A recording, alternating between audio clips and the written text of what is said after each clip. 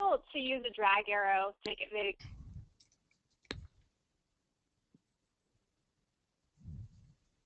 Okay, welcome and thank you for joining us for tonight's political advocacy webinar. Thank you for your patience. For those of you who signed on a little bit early, you got to enjoy some of our logistical workouts. My name is Tammy Shore. I'm sure that you've received at least a couple emails from me over the past couple months. We're so happy to have you join us tonight. Before we start, let me share some logistical details. Because there are so many callers, we have muted the participants to minimize any background noise. If you have questions during the presentation, please type them into the chat box in the GoToWebinar control panel right here. We will try and answer as many of your questions directly through the chat box during the webinar. And we've also left some time at the end of the presentation to answer the rest of the questions.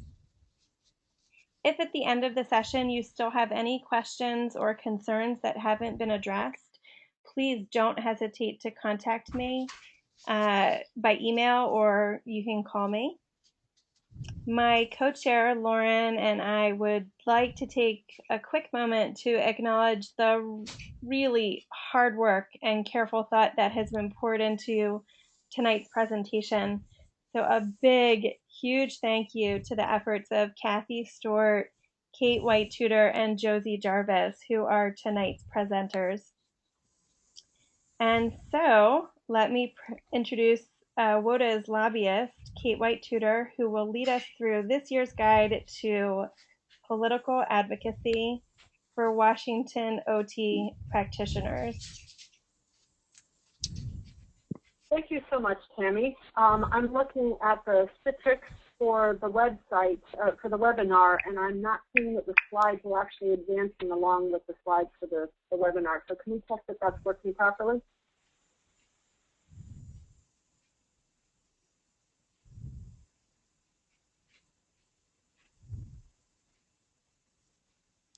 We should be at the overview. Yeah, I don't see that either, Tammy, on my screen. I see a still picture of the first slide. I have, mine is like frozen at 7:26 p.m. Okay, can you see it now?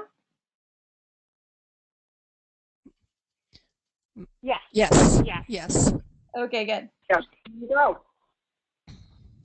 Thank you for figuring that out. That's part of what we do, is handle things on the fly in the legislative arena, and so we'll call it good practice.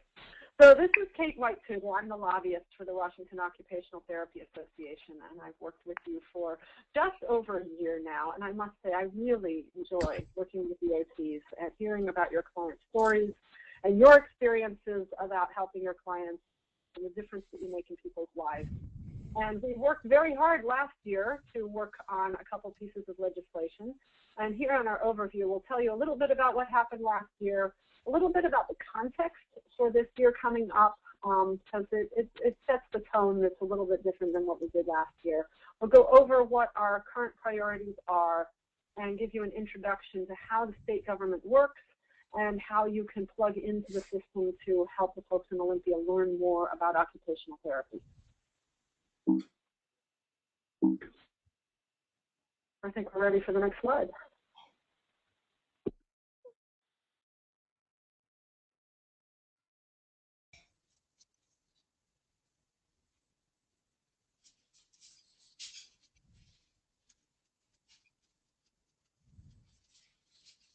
There we go. Last year, some of you came, or thank you to all of you who came. Can we go back one slide to the past successes?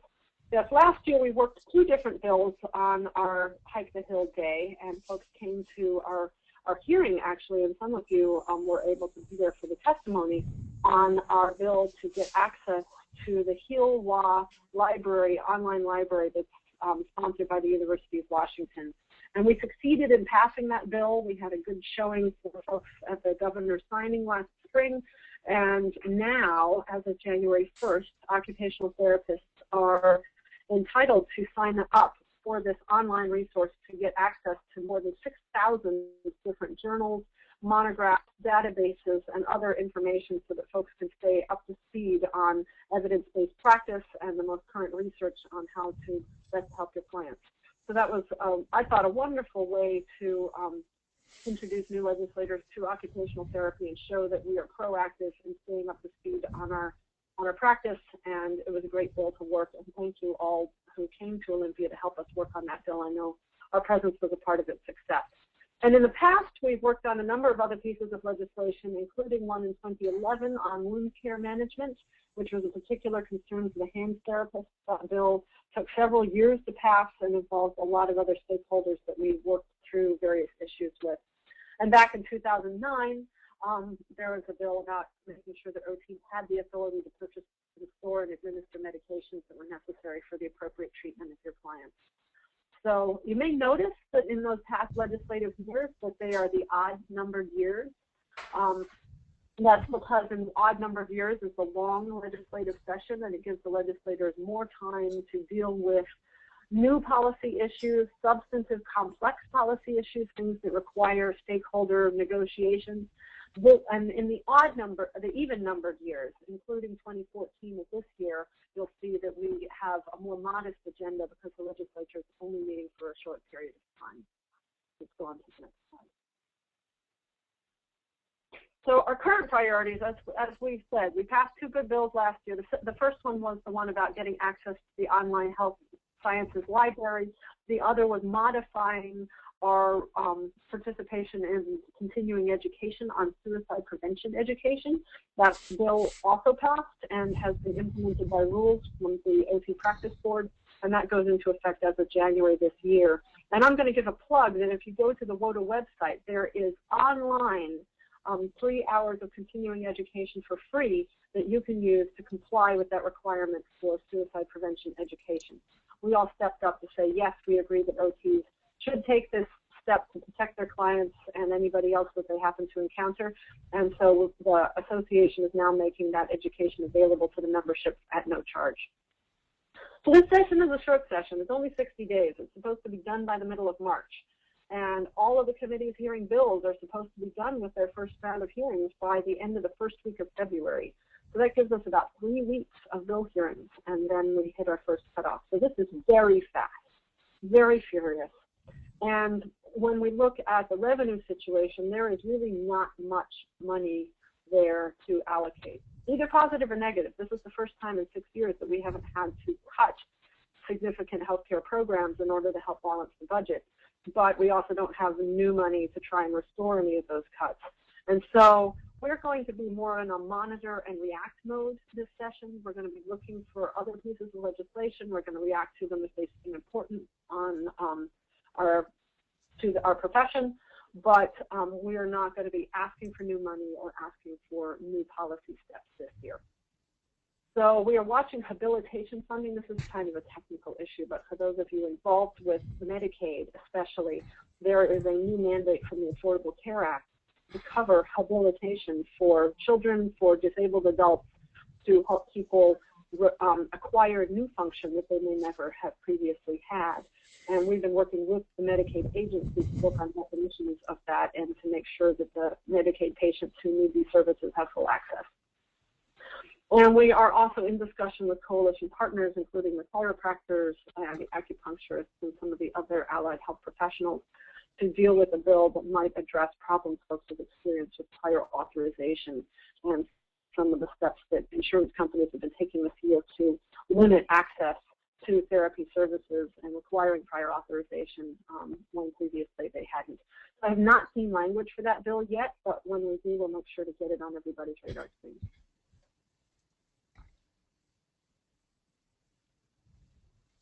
I think we're ready to move on. So a little more context. The House of Representatives has actually been very stable in its control for many years. The Democrats are in control.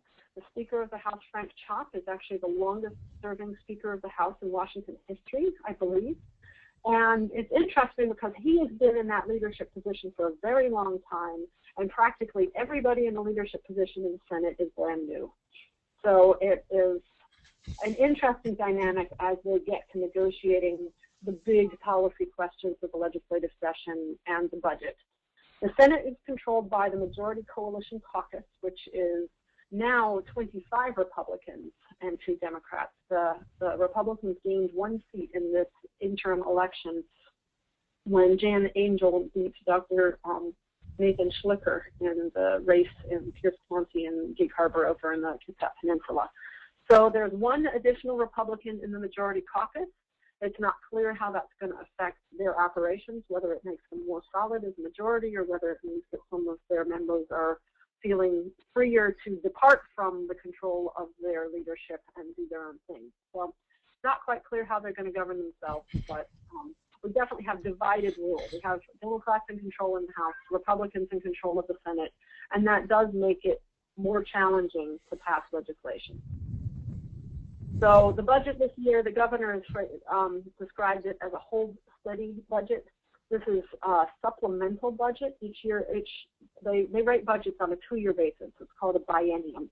And so last year, in the long legislative session, they took a full 6 months to draft and approve the budget that should last through July of 2015. And so this year, they are just making adjustments to that budget based on changes to caseload, whether there's more people using state programs, requiring state benefits. There's various things that they need to adjust in that budget. And so the budget that they're likely to draft is probably going to be pretty modest and not make significant changes to existing programs. And let's go on.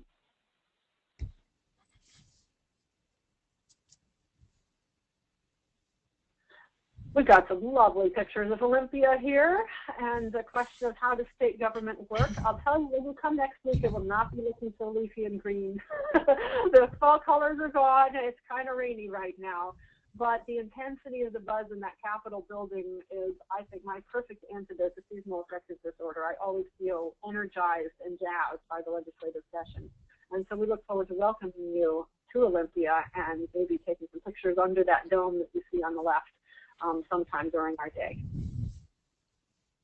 Let's give you a little overview of what folks do in this Capitol here in Olympia. This is an overview of how bills become law, and those of you who are part of our effort to get onto the Health Sciences Library last year, remember each step of the way. And in fact, with that bill, we introduced it both in the Senate and in the House of Representatives. They're called companion bills.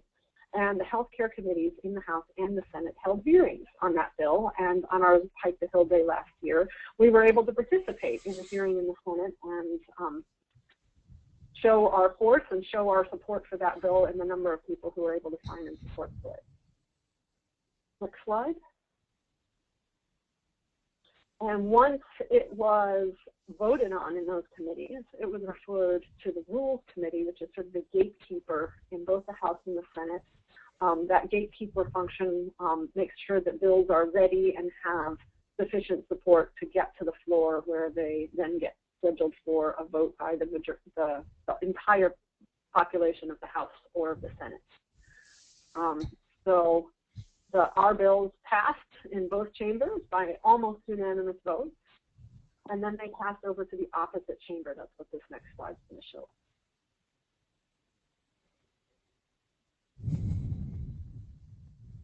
So after passing through one house, it goes through the same process in the opposite. So for our bill, it came through, we ended up running with the Senate vehicle, I believe, and that vehicle then moved to the House Healthcare Committee, and we did amend the bill in the House Healthcare Committee to add a couple of additional health professions that wanted to be in on the bill, or maybe it was Eileen Cody just added the licensed practical nurses, I think. But we got it through both chambers, and I don't believe we needed a concurrent vote because the version that was passed through both chambers was the same, but I may need to look at my legislative history on that. But then when they both agreed, it went to the governor's office for signature, and we were able to have a good showing of our people at that ceremony with the governor, and it is now law. That's the process each bill would go through. Well, I'm going to hand this on to Kathy, I believe, to talk a little bit more from a specific OT perspective about what the legislators need to know about us and the professions that we represent. Great. Thanks, Kate. Can you hear me? Yes. Great. Yeah, my name's Kathy Stewart, and I've served on the WOTA's Legislative Committee for the past several years. It's really been a rich and rewarding professional experience for me. I never imagined that I could get to know my state senator on a first-name basis. This has happened only because I keep coming back to, for WOTA's Hike the Hill in Olympia to meet with my state senator. So now she knows my first name. I've learned over the years that it's oftentimes more effective to advocate for my OT clients than my OT job. I find that legislators want to know how OT can help their constituents and the citizens of Washington State rather than how they can support OT profession. So keep this in mind as you come to Hike the Hill next week. I would suggest advocating for access to quality and cost-effective OT services for your clients. When you think about it, we really advocate for our clients every day at many different levels, within our rehab teams, in our own work settings, with our administrators at our facilities, and by being active members of our professional OT associations. Next slide.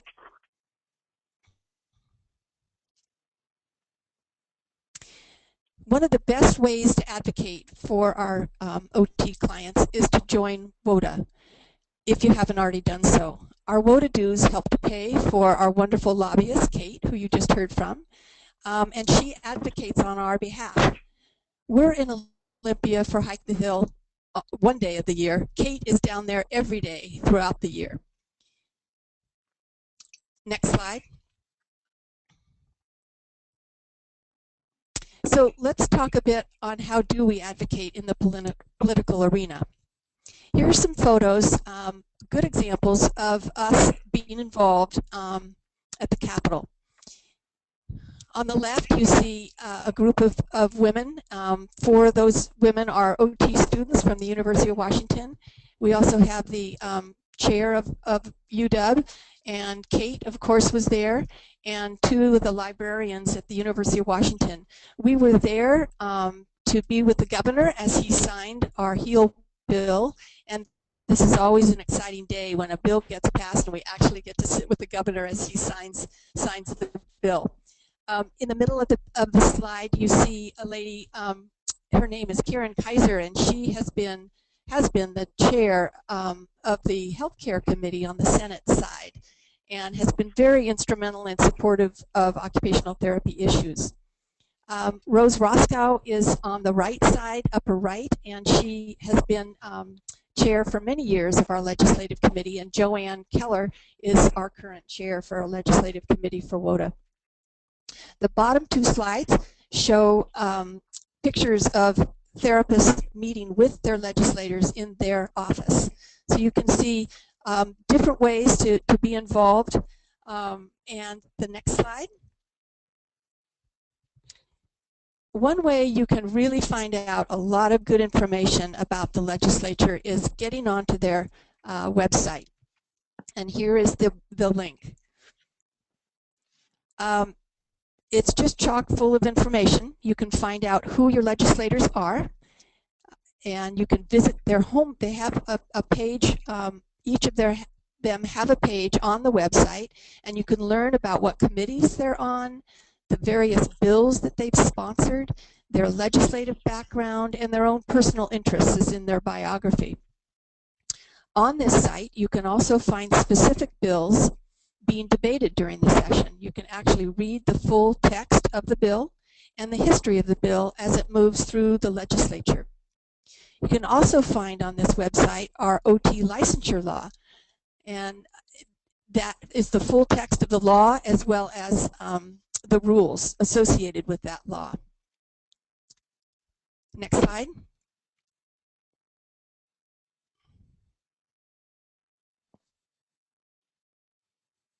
Next slide. Did I lose it? Did I get Tammy, are you out there? Hi, I'm I'm on ways to connect with your legislators. Yeah, that would be the next slide, but I don't see it on my screen. It's frozen from a minute ago, I think.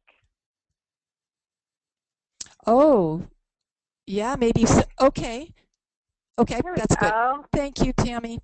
Okay, so now let's talk about ways that you can connect with your legislators. You have 3 legislators, so try to make a 10 to 15-minute appointment with each of them. Hopefully, most of us will get an appointment with at least 1 or 2 of them. As you can imagine, these legislators are very busy, especially, it's now session. This is the first, next week will be the first week of the legislative session, so they're really just getting settled in after their break. Try to meet with them in the afternoon next Wednesday, sometime like after lunch, but if that doesn't work for their schedules, it is okay to meet with them in the morning, sometime after 10:30. You can meet with your legislator in their office, but if that's not possible for them, ask them to join you for a few minutes in the Columbia room where we will all be meeting, or Hike the Hill. If your legislator is in a committee meeting, you can ask that a note be sent to him or her, and you can meet the legislator in the hallway outside of the committee meeting if he's willing to do that. Again, if that's not, yeah? This is Kate, Kathy. If people want help doing that or help walking through the steps and doing that, I'm going to be with you all day and happy to help coach people through whatever they need to do. I'll tell you, the legislators do now have their session schedules and their committee hearings set for that week. And so now is the time to try and call for your appointments. I suggest, if you can, to call tomorrow, because many of them are still moving from their district offices, but I was able to get through to a number of members' offices today. And so I would call as soon as you possibly can to try and get an appointment. And I would take an appointment at any time during the day, from 8 o'clock on, or as soon as you're able to make it to Olympia onwards. And it'll be a short meeting, so if you miss a little bit of what's going on in our program in the Columbia room, you can come back and catch up after you meet with the legislator. Great, thank you, Kate. That's really helpful to know that you'll be by our side. I will. And if people have meetings, it would be wonderful for folks to check in and let us know who you're meeting with and when, because some of these members are folks that we really need to make sure our relationships are very strong. Healthcare chairs, leadership people like that. And if you have appointments that folks are aware of, we could help, one, coordinate to make sure that we haven't booked too many different appointments for the same legislator, and try and consolidate those so that people can go together. And some of them I may want to sit in on with you. Great. Another point with this is the legislative assistants. These are the assistants to the legislators. They are kind of the gatekeepers of the legislator's schedule. And so if you talk to them, if your legislator is not available for an appointment, you can ask the legislative assistants if you could meet with them. And they will likely spend at least a few minutes with you and make sure that the legislator gets whatever written information you give them and any specific message you want to pass along to them. So that would be definitely an option if your legislator can't meet with you directly. Now, at the end of the day, we will have some blank thank you cards back in the Columbia room, and you can write your thank you note just right at the end of the day and then deliver that to the legislators. It's always a great idea to write a thank you note after Hike the Hill Day and just thanking them for the time that they spent with you, or if they couldn't spend time with you, you could certainly write a brief message to them saying you hope you meet them in the future and that thank you for their continued support of our OT clients. So so this year we thought just having a basket of blank note thank you cards would be helpful to just get that task done at the end of the day. Next slide.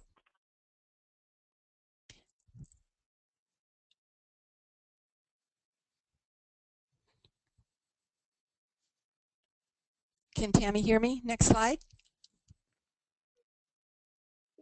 Can you see it? It should be on how to make an appointment. I cannot see it. I'm sorry. It's not coming up for me. I could. It's not on mine either. Not sure. Okay. Yay. There we go. So how should we make this appointment with our legislators? Basically, you can either email or call your legislator through that website for the Washington State Legislature homepage. You can find your legislator, and then you can find their email, and you can directly email them. And of course, they will also have their phone number there, so you could either email or call them. And Kate, do you think there's a preference on that? Do you have any idea? You know, I've done both, and they both work. So do you have some ideas on that? Different legislators have different preferences. I would say, given how close we are to the 15th and how early it is in session, I'd call. And if they then say, please send me an email about this, you can do that. But I'd say if you say you're a constituent and you're here on one day from the district on lobby day, they are going to do everything possible to get you an appointment. Okay. You are the people who vote for these members, and they really care about seeing you when you come to town. They see folks like me every day. The lobbyists, they'll cancel lobbyist appointments in order to get you in, because talking to their constituents is what they're there to do. And they really take it seriously. So call. Tell them you're a constituent, and they will do their best to get you in. Great. Great. So the rest of the slide really just kind of walks you through. When you get on the website, you can click on Find Your Legislature. It's on the left, in the menu on the left-hand side. So you just click on that, put in your home address, and up will come the 3 legislators that represent your district. Okay. Next slide.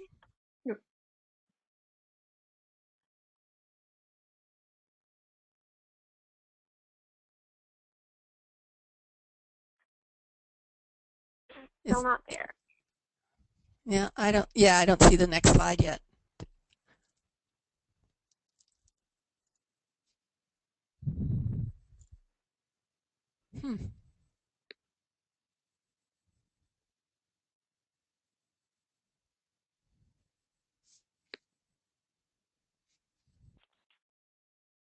Tammy, what are you seeing right now? Communicate with your legislators. Okay. Yeah, I'm not seeing that. That's a minute behind right now.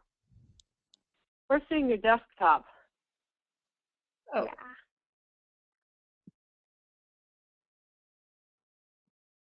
You don't want to see my desktop? Now there's what the homepage looks like for the Washington State Legislature. Maybe you've clicked on, that's maybe what's happening. So I think every time I leave the PowerPoint, it... Yeah, okay, great. So let's talk a moment about the actual visit, what it will look like. So as you go in, you introduce yourself. I recommend you keep it simple, use your professional skills, and be yourself. You may be a bit nervous at first, but remember that these legislators meet their constituents all of the time, and most of them are very prepared to help you feel comfortable. After your introductions, clarify up front that this year we have no specific legislative requests or bills that we're introducing, as Kate mentioned earlier. And then explain that your primary purpose in meeting with them is to thank them for their past support on bills that have passed that are important to our OT clients. After that, it's a good time to educate them more about what is occupational therapy.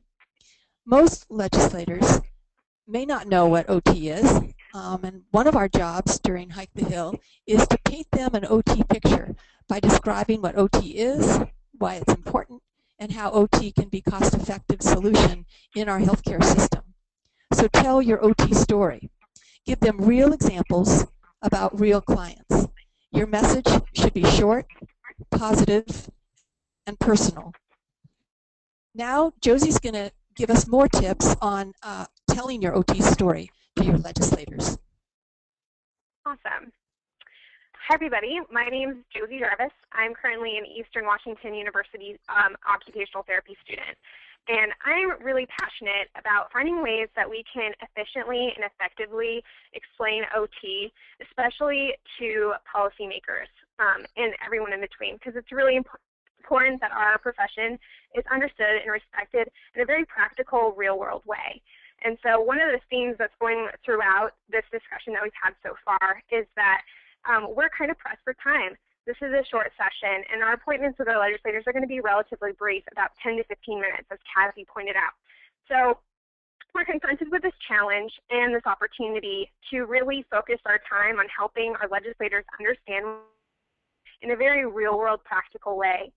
And as you don't really need me to tell you that this can be difficult, especially when you have time pressure. We constantly face obstacles of people having misconceptions about occupational therapy. I swear that I could pay off all my student loan debt if I got $1 for everyone that asked me if it was just like PT. And that's just something we face every day. And secondly, people often have a limited perspective on OT if they know about it. They may have a daughter that receives services in school for handwriting, or a grandmother who had a stroke and saw an OT, but they don't appreciate the full breadth of what OTs do, and that's still confusing to them. We also often face that people have the privilege of good health, and they don't really intuitively understand the needs that we serve to our clients that live their day-to-day lives with disability or illness. And so we really have to educate people about the needs that our profession serves and give them that real-world perspective and evidence. And overcoming these hurdles can be such a challenge, and often our really quick definitions of occupational therapy tend to come across as rather abstract, kind of broad, sort of fluffy. They use a lot of academic terminology that goes over people's heads, and it's hard for them to ground what that really means in a real world. And so what I'm suggesting for our strategy as we move forward is turning the conversation upside down. Instead of starting with the big picture of OT and using those broad words that not everyone can really understand in a practical context, we have to start with the real-world experiences and showing a picture of what OT looks like through experiences and examples that people can relate to before we go back to that big picture. And so I'm going to show you an example that many of you have probably already seen. It is created by the students of the University of British Columbia, and it's a video called Because of OT. And it will be a great illustration about how, when you flip the conversation upside down, you can efficiently and effectively explain OT in about under 3 minutes. So hopefully the technology gods are on our side, and this will play pretty easily.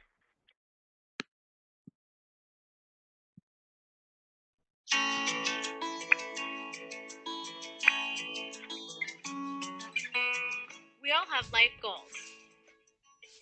Things we need. Are you guys able to see the video? Sometimes. I can't. I can't either. I'm not sure. Can make our goals seem impossible. I love gardening, but it's difficult because I have arthritis. Can you see it now? I want to drive my car, Yes. but I couldn't. But I need to find a job, but it's been challenging since being diagnosed with schizophrenia. I want to make new friends, but it's hard because I have autism. I need to get dressed in the morning, but I just had a hip replacement and can't bend forward. Oh. I have difficulty managing my responsibilities because of my anxiety disorder. I haven't been able to ride my bicycle since I had a brain injury. I need to do my grocery shopping, but it's difficult to remember when I have dementia. It's tough to care for my baby because of my carpal tunnel syndrome. I need to walk my dog, but I have multiple sclerosis. I want to learn the guitar, but my right arm is amputated. I had a spinal cord injury, but I want to live on my own. My occupational therapist helped me to achieve this goal. Occupational therapists help people to find the tools and strategies they need to overcome barriers such as illness and disability and reach their goals. Now I live on my own. I'm learning the guitar. I can walk my dog. I can care for my baby again. I am able to do my grocery shopping on my own. I can ride my new special bike. I am working on managing my responsibilities. Now I can dress myself. I'm making new friends. I'm working with my OT to find the right job for me. My OT helped me to drive again. I have a garden now. Because of occupational therapy, I can.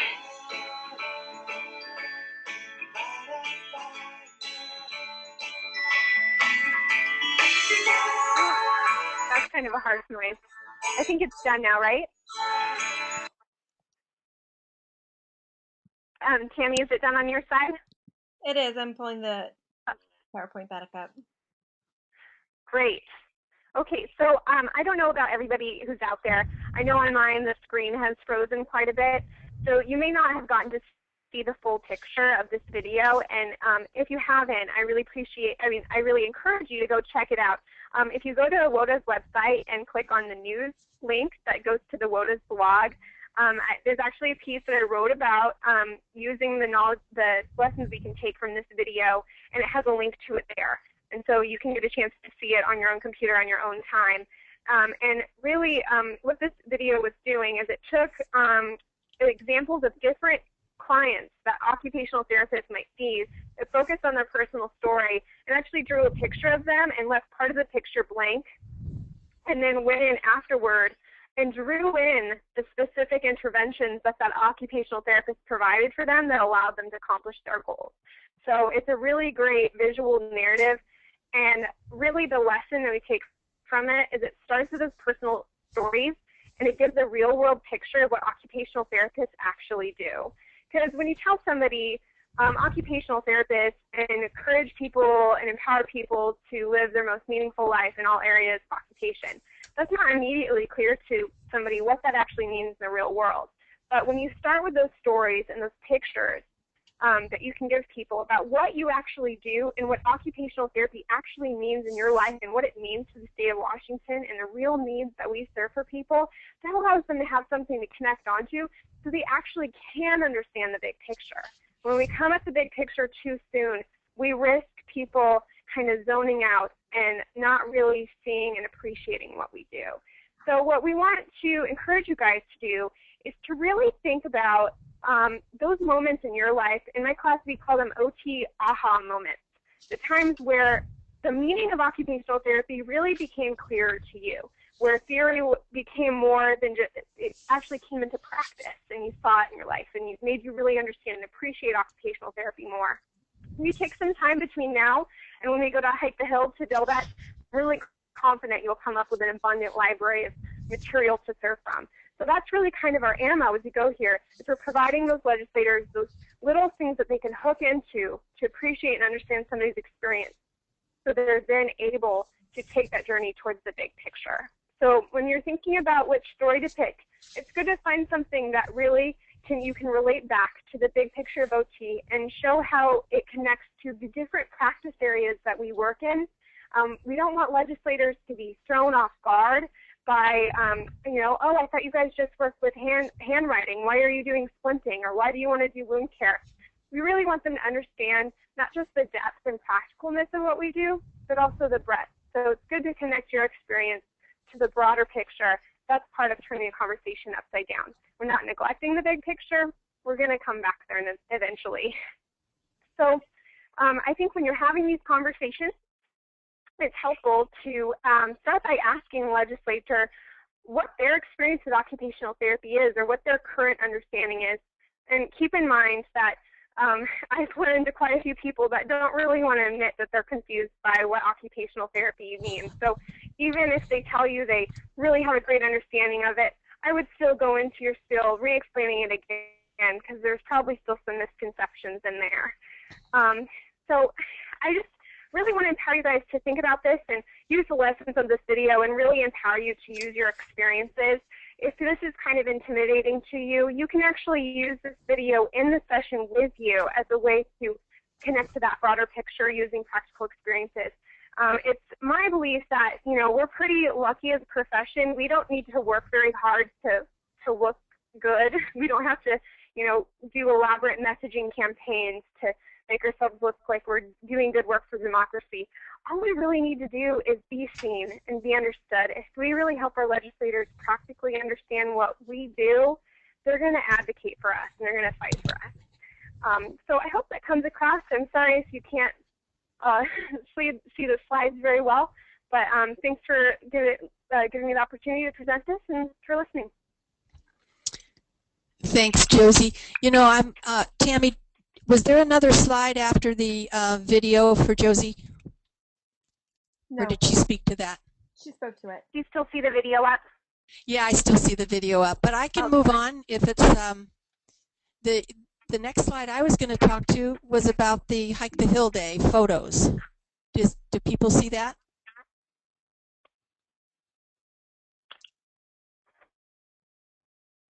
Oh, see that? Okay, so people saw this one, tips on telling your story? Oh, yeah. I just forgot something. Also, it's good, like Kathy was saying, to connect your experience and really demonstrating to legislators how occupational therapy, the work that we do here, and how that can be cost effective and preventative, because legislators like to hear that. Sorry, Kathy, now back on you. No problem, no problem. So now this slide you're seeing are photos of Hike the Hill Day in the past years, and last year we had a wonderful turnout, and this year we're expecting another good turnout. We're very excited about that. So on Wednesday you'll get to meet Kate in person. You'll learn from some speakers in the morning about key legislative issues related to health care, and you'll meet one of the state representatives who will tell you more about what he does on a daily basis as a legislator. Also on this slide, you can see some photos of Hike the Hill participants that are meeting with their legislators in the big Columbia room where we will be on Wednesday. Next slide.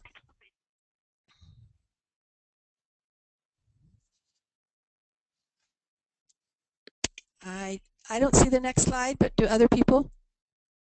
Now I do. Okay, thank you.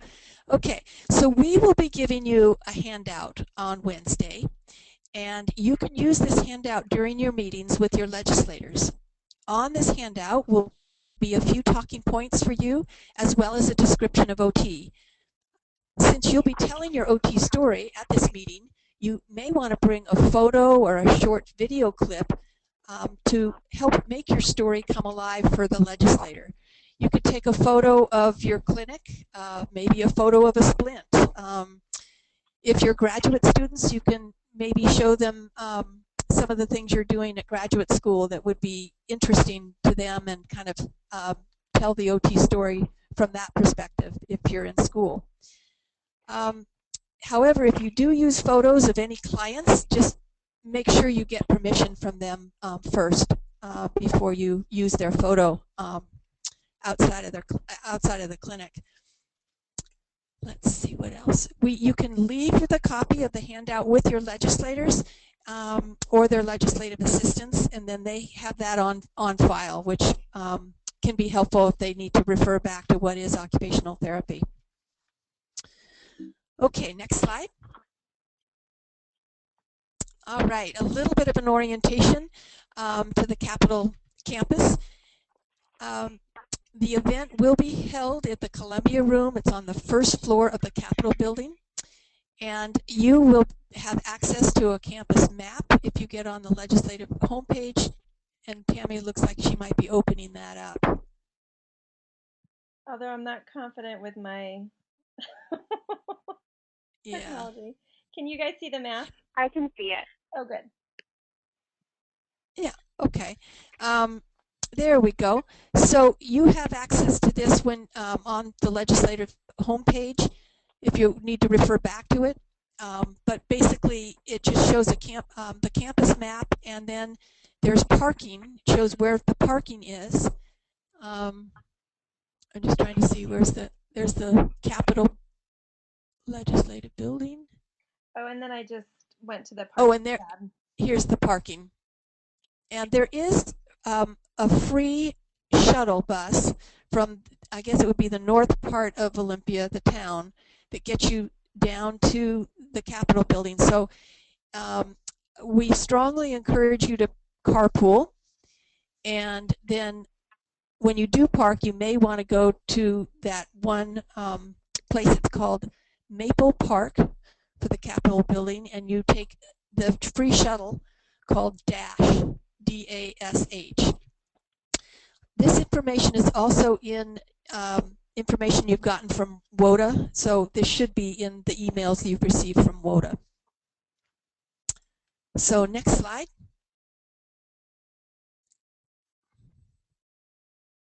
All right. So these are the contacts. You've heard from Tammy, and Lauren is also co-chair for this year, and of course Kate. So here's some contact information if you need it.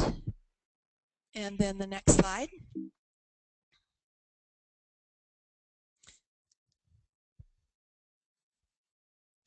So here's your action plan. We're really looking forward to seeing you there on Wednesday for Hike the Hill. It's January 15th, 2014. It's from 9 to 3 in the Columbia room. So as you heard Kate say, make your appointments now. Call tomorrow to each of your 3 legislators, and hopefully we can get a lot of good appointments going and a lot of exchange of good information so we can educate the legislators and they can educate us. Next slide. Great. So now it's time for questions and answers, and I think Tammy and Lauren are going to be fielding those. Thank you so much to our presenters, and thank you to all of you guys for being patient with our technology. I want to reiterate that if you have any questions that have not been addressed in this presentation, please do not hesitate to email myself or Lauren or Nick. You have all of our contact information.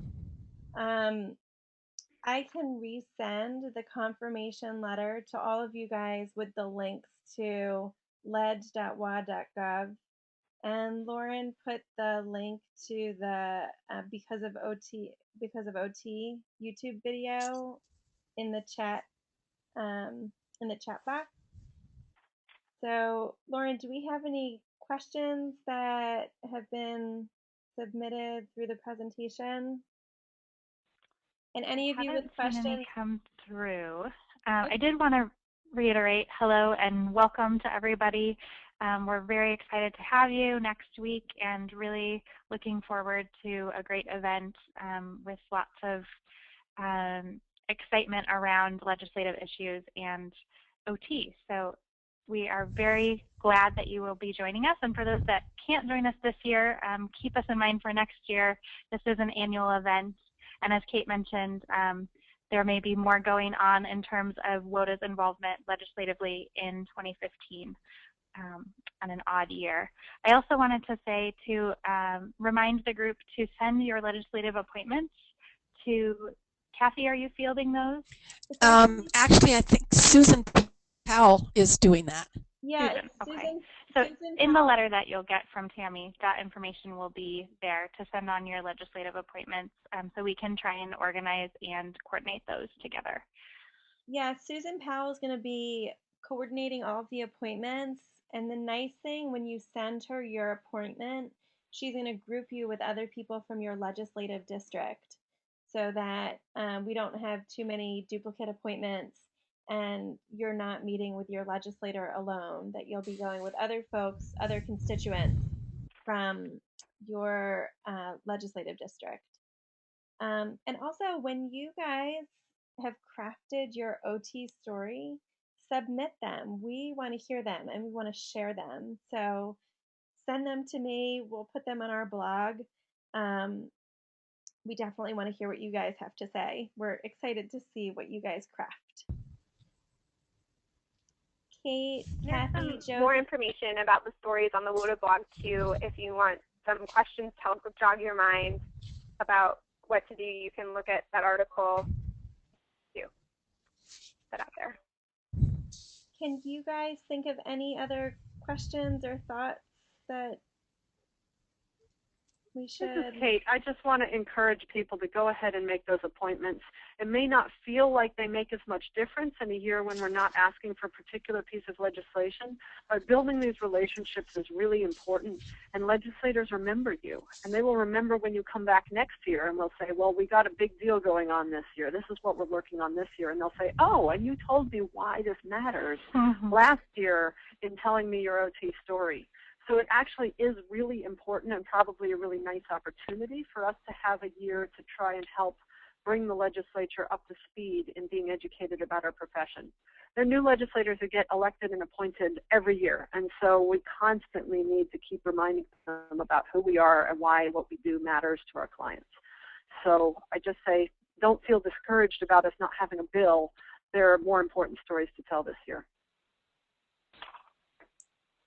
Well, I think that may wrap up what we wanted to convey to you. Thank you to everyone for signing on. We look forward to meeting many of you guys in Olympia next week.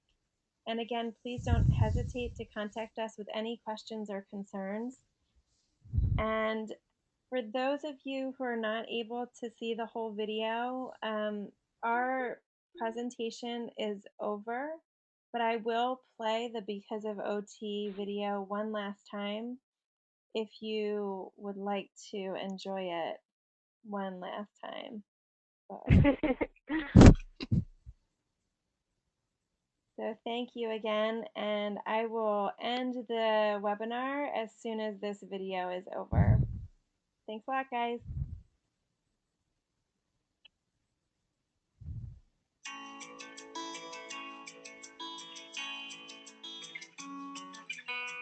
We all have life goals, things we need and want to do.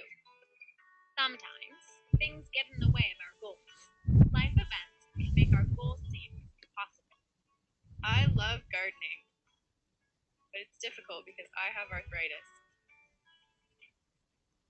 I want to drive my car, but I couldn't after my stroke.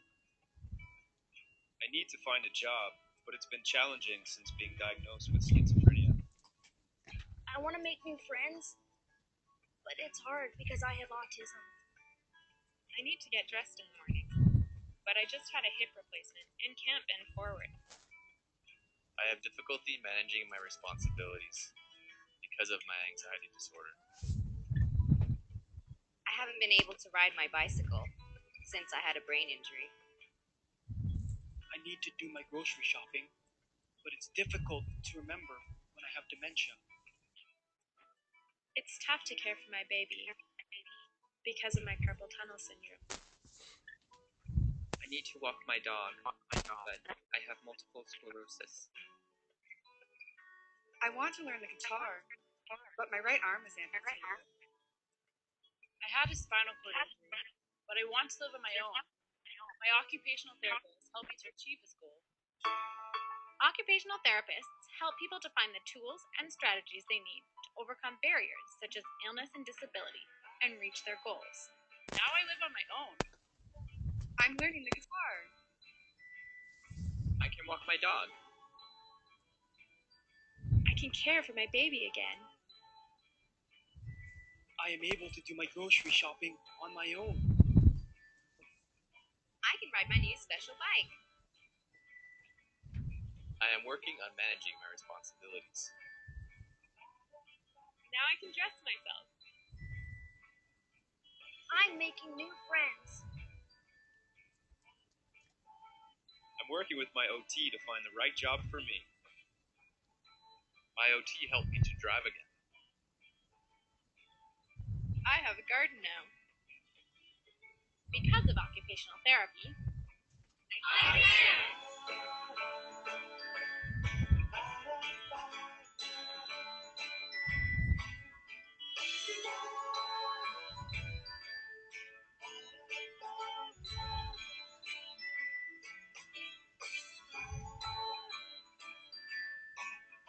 This came across very well.